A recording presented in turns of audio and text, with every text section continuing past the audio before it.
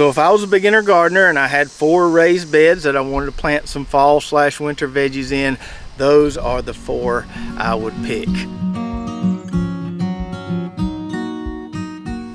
What's up, Lazy Dog fam? Hope all y'all are having a wonderful day. It is Monday, August 26th here in South Georgia, and on today's video we're going to talk about the veggies you can plant in your fall garden that are going to give you the highest return on investment, considering the time, the space, and the experience it takes to grow them. So about a week or so ago, I was having a conversation with a couple in our Bible study group. They live in town and they've got a few raised beds like we have back here. I think they've got 3 or 4 of them, let's just say 4. And they were asking, what can we plant in our beds right now? They're empty and we want to grow some fall veggies. What should we grow? So I was giving them some ideas, and after I got through talking with them, I thought, man, this is a great idea for a video, because I'm sure there are a lot of people out there wondering the same thing. So let's present a hypothetical scenario here. You've got 4 raised beds like this, about this size, say 4 foot wide, 6 foot long. So you're limited on space. You can't grow every single cool season veggie that you could possibly plant in the fall and winter months. And you're kind of a beginner gardener. You haven't done a lot of cool season gardening, so you want something that's relatively easy to grow. So given that scenario, I put together a list of things I wouldn't plant in those 4 beds, and then a list of things that I would plant in those 4 beds. So let's go through the what not to plant list first. And number 1 on that list would be broccoli. Now broccoli isn't that difficult to grow, but for the space a broccoli plant occupies, you really don't get a whole lot of groceries from it. So a broccoli plant is going to take up approximately 1 square foot of space in your garden, and you harvest that main broccoli head. Usually that's enough for 1 person to eat in a single sitting. By the time you cook it down, it shrinks down a little bit. Yeah, you can eat the leaves. Yeah, you'll get a little side shoot production, but you're not getting a ton of food from that 1 square foot of space that that broccoli plant is occupying. Another thing to consider, although it is convenient to have broccoli in the backyard grocery store, just walk out here, cut you a stalk when you need it.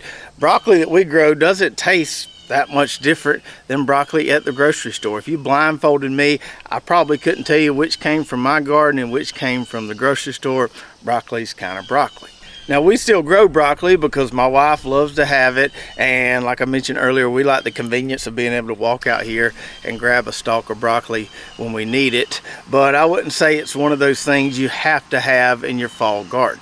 And a final thing to consider when it comes to broccoli, if you're a beginner gardener, you might not really know when you're supposed to harvest that broccoli head, and there's a chance you're going to let it grow too long, and within a day or so it's going to get seedy on you. So if you've not grown broccoli before, you might not know how you have to kind of keep a close eye on it once that head starts enlarging, and if you're getting some freezing temperatures, you got to go cut it before the cold turns it to mush. The second one on my what not to grow list would be cauliflower, and this is for a lot of the same reasons why I wouldn't put broccoli in one of those 4 hypothetical beds. Now in my opinion, cauliflower will give you more food per plant than that broccoli plant will. If you think about just how dense a cauliflower head is, it's a lot more dense than a broccoli head. So you're getting more groceries per square foot of garden space with cauliflower, but it's still a little tricky to harvest for beginners because you got to keep a close eye on it as that head enlarges, and if you're getting those freezing temps, you got to cut that head or wrap that head and protect it so it doesn't turn to mush. And the third one on my what not to grow list would be Brussels sprouts.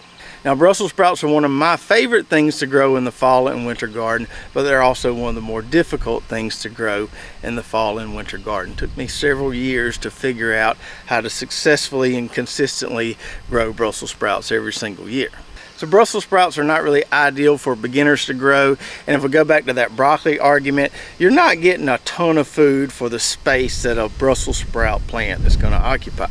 So a single Brussels sprout plant is going to take up about 1 square foot of space in your garden, much like a broccoli or a cauliflower plant. And if you grow them well, you'll get a decent amount of little sprouts on that stalk of that single plant. But the amount of sprouts you get off a single plant, I could eat those in 1 sitting. So if we think about how much groceries we're getting per square foot, we're not getting a ton of groceries per Brussels sprout plant or per square foot of garden space. Brussels sprouts are really tasty though, and if you enjoy a good challenge, go for it. I just probably wouldn't recommend it for a beginner with limited garden space. So that's my what not to grow list, and I'm not going to cover every single fall veggie in this video, but I just wanted to cover some of the more popular ones. So we've got 3 there that I probably wouldn't grow if I was a beginner gardener and had limited space. Now let me give you 4 that I would grow. So number 1 would be cabbage. Yes, cabbage is a one-time harvest. You cut that cabbage head and the plant's pretty much done, but you get a ton of groceries from that one nice cabbage head. Much like the Brussels sprouts, broccoli, cauliflower, a cabbage head is going to take up about 1 square foot of space, maybe a little bit more if you grow it out well in your backyard garden. But that one cabbage head is really dense and just bunch of groceries right there in that one cabbage head. So if we think about the comparison here, we harvest that one head of broccoli, I could eat that and still be hungry. Whereas we harvest that one head of cabbage, I cook that whole head of cabbage, I've got enough for supper and 1 or 2 nights of leftovers. Another great advantage of cabbage versus something like cauliflower or broccoli, it holds really well in the cooler months. So you don't have to be real timely with your harvesting. As long as the temperatures are cool outside, that cabbage head's just going to kind of hang out there, and you can get it whenever you need to get it. You don't have to be within a 2 or 3 day window there, making sure you cut it just at the right time.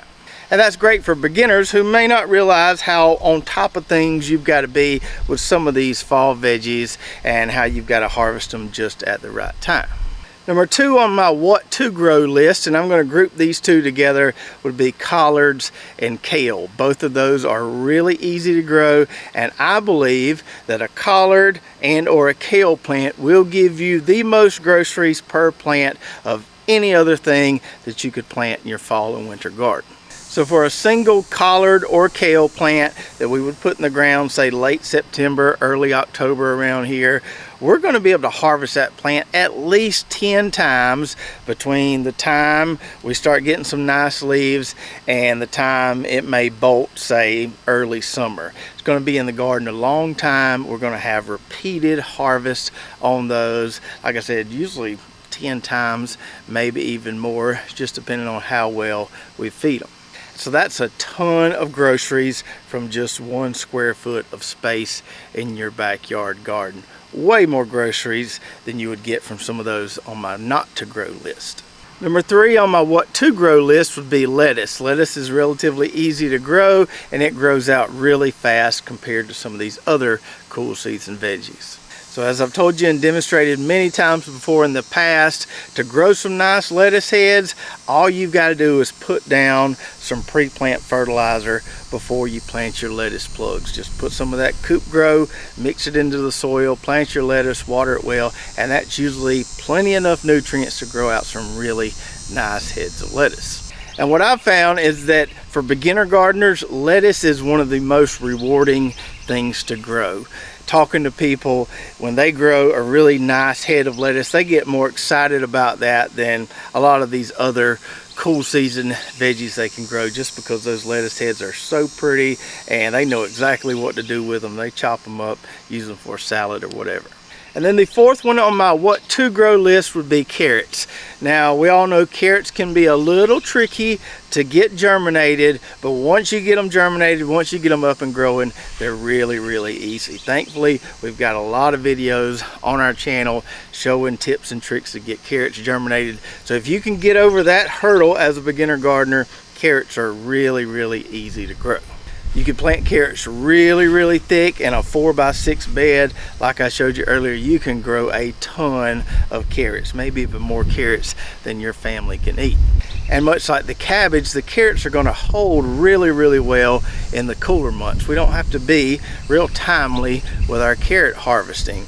Once those carrots start to enlarge, we can go out there and just pull us a few as we need them. We don't have to harvest all those carrots at one time and worry about what to do with all these carrots. We can leave them in the soil there and just get them as we need them. So if I was a beginner gardener and I had 4 raised beds that I wanted to plant some fall/winter veggies in, those are the 4 I would pick.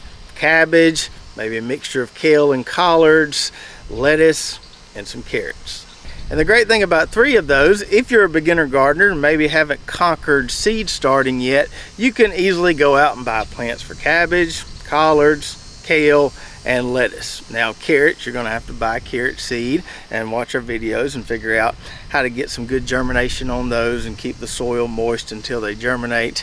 But most of them you can buy plants for. You don't even have to know how to do seed starting to grow some of these great fall veggies. Now, one of the most important keys to success for all of this is to amend your beds ahead of time, have some nice fertile soil to grow these fall veggies in. You could grow collards, kale, or cabbage in some pretty poor soil, but you're going to get some pretty small heads of cabbage and not some real vibrant looking collard or kale plants. So amending that soil ahead of time, getting a nice nutrient base in it is extremely important. And as we get closer to our fall planting, we'll be sure to show you how we amend our beds and get those ready. So I hope you enjoyed the video, and let me know in the comments below what you would add or omit to my what not to grow and my what to grow list. And as always, grow what you like to eat. If you really like broccoli and cauliflower, don't pay any attention to my advice. Grow lots of broccoli and cauliflower and you can enjoy eating a lot of that stuff.